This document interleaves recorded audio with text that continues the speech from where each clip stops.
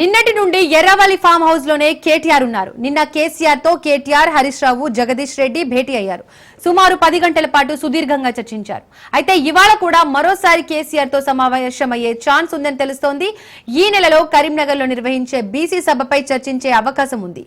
Kaleshwaram commission నివేదిక ఫిరాయింపులపై, supreme తీర్పు అంశాలపై చర్చించనున్నారు. కాళేశ్వరం వల్ల జరుగుతున్న ప్రయోజనాలను ప్రజలకు వివరించాలని నిర్ణయం తీసుకున్నారు.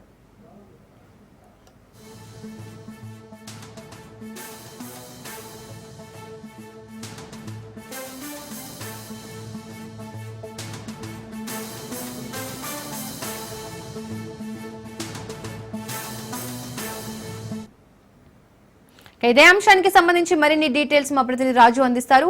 రాజు, కేసీఆర్, హరీష్ రావు, కేటీఆర్ భేటీకి సంబంధించి డీటెయిల్స్ ఏంటి?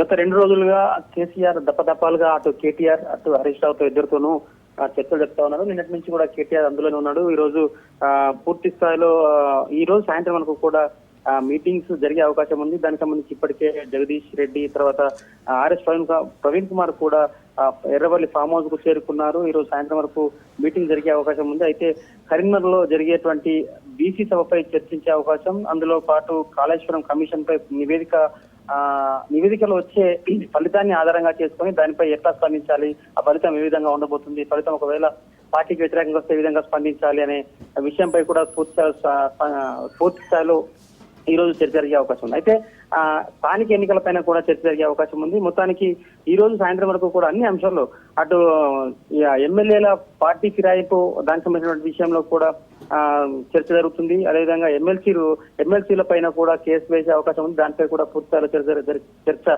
జరిగే అవకాశం ఉంది.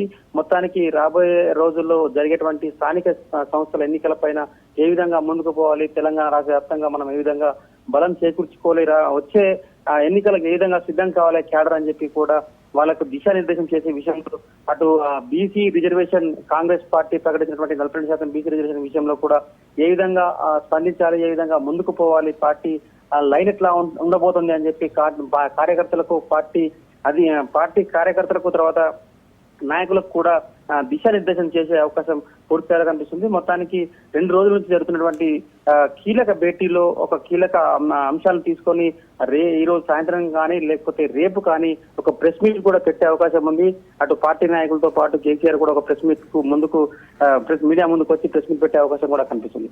మొత్తానికి పార్టీ బలం చేకూడడం కోసం, తర్వాత వచ్చినటువంటి నిందలను వీటిని నిందలను తీసివేయడం కోసం, పార్టీ పైనటువంటి నిందలు లేకుండా చేసుకోవడం కోసం పూర్తి స్థాయిలో టీఆర్ఎస్ పార్టీ సిద్ధమవుతుంది. కాంగ్రెస్ పార్టీ మీద ఏ విధంగా మనము ముందుకు పోవాలి, వాళ్ళని డిఫెన్స్ ఏ విధంగా చేయాలి, కాంగ్రెస్ పార్టీని ఏ విధంగా ఎదుర్కోలేని అంశం మీద కూడా పూర్తి స్థాయి మీటింగ్ లో కొన్ని అంశాల పైన నిర్ణయాలు తీసుకునే అవకాశం ఉంది. బీసీ గర్జన పైన కూడా నిర్ణయం తీసుకొని మీడియా ముందుకు వచ్చి దాన్ని పూర్తి స్థాయిలో వెల్లడించే అవకాశం మనకు కనిపిస్తుంది. Right Raju, thank you.